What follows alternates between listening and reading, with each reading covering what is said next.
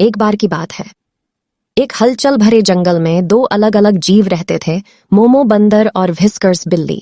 वे पड़ोसी थे, जंगल के एक ही हरे भरे हिस्से में रहते थे, लेकिन वे अपनी जीवन शैली और व्यक्तित्व में अधिक भिन्न नहीं हो सकते थे।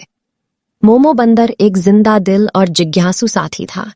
उसके पास रेशमी भूरे फर का एक कोट, एक लंबी घुंघराले पूंछ और बड़ी अभिव्यंजक आंखें थीं।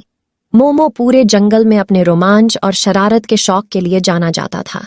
वह पेड़ों से झूलता था, शाखाओं के बीच छलांग लगाता था और जंगल के हर कोने का पता लगाता था, हमेशा उत्साह और नए अनुभवों की तलाश में रहता था। दूसरी ओर व्हिस्कर्स बिल्ली आराम पसंद प्राणी थी। उसके पास चिकना काला कोट और चमकीली हरी आंखें थीं जो बुद्धिमत्ता से चमकती थीं। व्हिस्कर्स आराम और विश्राम का जीवन पसंद करते थे।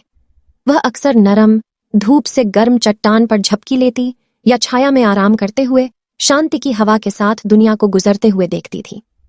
अपने विपरीत व्यक्तित्वों के बावजूद मोमो और व्हिस्कर्स के बीच गहरी और सच्ची दोस्ती थी। वे एक दूसरे को तब से जानते थे जब वे छोटे थे, जंगल के एक ही हिस्से में पले बढ़े थे।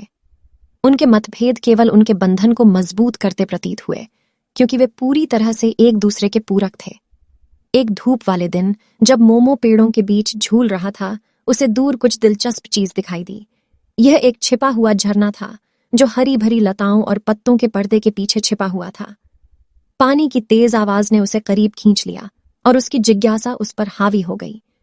मोमो ने झरने तक पहुंचने के चुनौतीपूर्ण रास्ते के बावजूद झरने का पता लगाने का फैसला किया। वह एक शाखा से दूसरी शाखा पर घूमता रहा, चट्टानों पर चढ़ता रहा और घने जंगल में घूमता रहा जब तक कि वह अंततः गुप्त झरने पर नहीं पहुंच गया। गिरते पानी का दृश्य मनमोहक था और मोमो नीचे के पूल में डुबकी लगाने से खुद को नहीं रोक सका। मोमो की खोज की खबर जल्द ही व्हिस्कर्स तक पहुंच गई, जो छाया में आराम से आराम कर रहा था। शुरू में वह अपना आरामदायक स्थान छोड़ने में झिझक रही थी, लेकिन उसकी जिज्ञासा उस पर भी हावी हो गई। उसने मोमो के साथ छुपे झरने की यात्रा में शामिल होने का फैसला किया। मोमो के विपरीत व्हिस्कर्स ने अधिक विचारशील और सतर्क रुख अपनाया। संभावित खतरों से बचने के लिए अपनी तीव्र इंद्रियों का उपयोग करते हुए उसने सावधानीपूर्वक मुश्किल इलाके को पार किया। जब वह अंततः झरने पर पहुंची तो उसने शांत दूरी से इसकी सुंदरता की सराहना की और अपने ऊर्जावान दोस्त की तरह पूल में डुबकी नहीं लगाने का फैसला किया। जैसे ही वे एक साथ बैठे, मोमो और व्हिस्कर्स ने झरने के शांतिपूर्ण माहौल का आनंद लिया।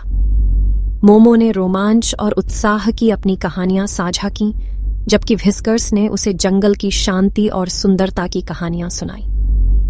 उन्हें एहसास हुआ कि उनके मतभेद